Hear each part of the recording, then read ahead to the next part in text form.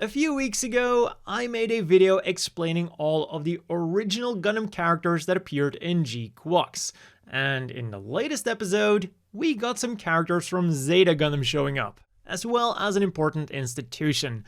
And understanding their role in the mainline Universal Century will definitely make it easier to understand their role in GQUX. So this week, let's go over those.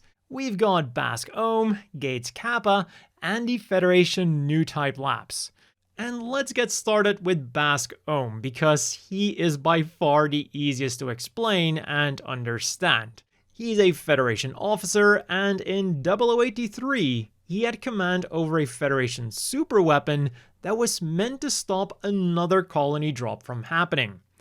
However, things didn't go as planned. A huge battle broke out, and there were allies in the line of fire of said superweapon.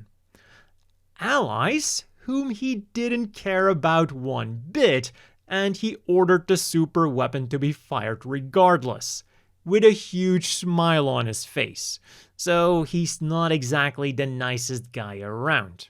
And after this happened, he was one of the founding members of the Titans, the Federation's elite force that was tasked with hunting down Zeon remnants. On paper. Because in practice, they mainly suppressed the colonies and eventually tried to carry out a coup d'etat of the Federation. And one of the things that Bask really liked doing during his stint in the Titans was gassing colonies whom he believed were against the Federation.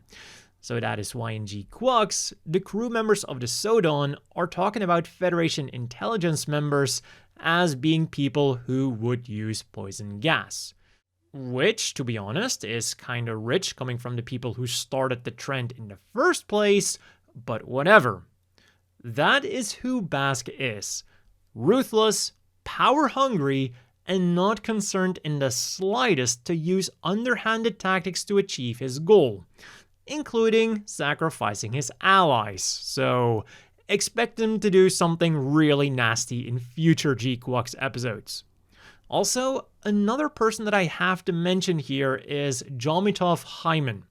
He hasn't appeared in GQUX yet, but he was the founder and the leader of the Titans, as well as the superior of Bask. He's not quite as cruel as Bask, but he was still far from being a nice person.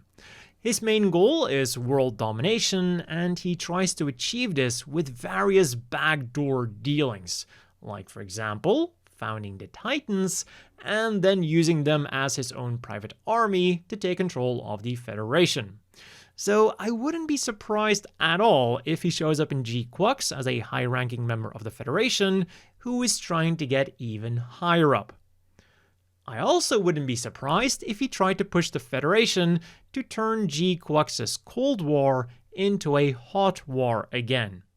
Next up then, we have the Federation Newtype labs, which in the latest episode were only referred to as Special Federation Forces research facilities where human experiments are being conducted. Several facilities like this exist all over the planet, with the two relevant ones for GQUX being the Murasame Newtype lab in Japan, which is the one directly referenced in the anime, and the Augusta Newtype lab in the USA. Essentially, these were the Federation counterpart of Zeon's Flanagan Institute, where research on new types was being conducted. But they went one step further with their human experiments. New types are a very rare breed of human, and even less people have new type powers that are powerful enough to be used in the military. And this is where these new type labs came into the picture. Through various physical and psychological means, they could create new types. And to differentiate them from the natural new types, these were called cyber new types. But there is one big drawback to this enhancement process. Because of the means that were used, these cyber new types would often become emotionally unstable, with some being worse than others. Capa was one of the exceptions. He was a product of the Augusta Newtype lab, and because he was so stable, he would be used as somewhat of a mentor figure or even a big brother figure for the other more unstable cyber Newtypes. And his big brother relationship would be taken quite literally with Rosamia Badam, a very powerful but also very unstable cyber Newtype. She suffered from a split personality, with one being sweet and innocent and the other one being aggressive and confident. And to keep these personalities in check, and to also manipulate them as the Titans saw fit, she would be brainwashed numerous times. Eventually though, in an attempt to counteract her mental deterioration, she was paired up with Gates and made to believe that he was her big brother. And one of the mobile suits that Rosamia then piloted was the massive Psycho Gundam Mark II. So while Rosamia herself doesn't appear in GQUX, do definitely seems to be a reference to her, and this might say something about her mental state.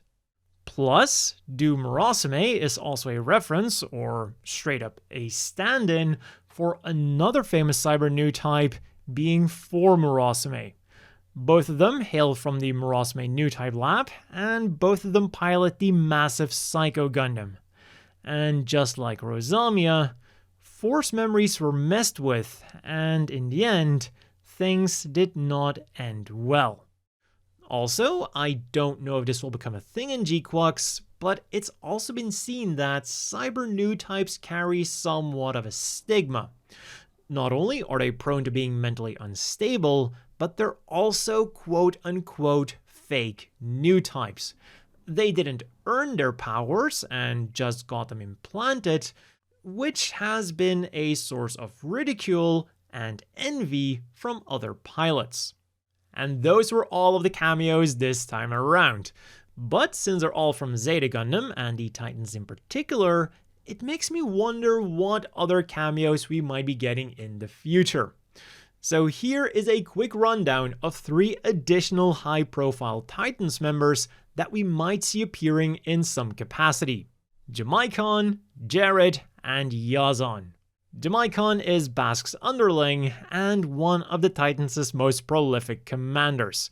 Like many other members of the Titans, he's portrayed as arrogant and not above using dirty tactics to achieve his goals, albeit not to the same degree Bask is. And he's also the commanding officer of the next 2 Titans members that we'll be having a look at. So first up, we have Jerid. Depending on who you ask, he's either a joke who just keeps on losing and never really achieves a lot of anything, or one of the Titans' top aces because he keeps on surviving and gets to test out many of the Titans' latest mobile suits. Think Patrick Colasauer from Gundam 00, except less likable and with a less happy ending. He's also been hinted at being a Newtype. And secondly, we have Yazan. Utterly ruthless and one of the Titans' undisputed top aces. Despite not being a Newtype, he was easily able to go toe-to-toe with some of the strongest ones out there. So I wouldn't be surprised to see him making a cameo as a Federation ace, or Unicum as they say in GQUX. Also, despite being ruthless and using some of the fastest mobile suits around, he has a cute turtle tattoo on his chest, which is just perfect for merchandising. So, Yazan turtle plushie when? But yeah, that has been all for this video on supplemental GQUX lore. I gotta go shop around for a new air conditioning unit. As always, a big thank you to the Patreon supporters. I hope everyone watching has a great day, and I'll see you all next time.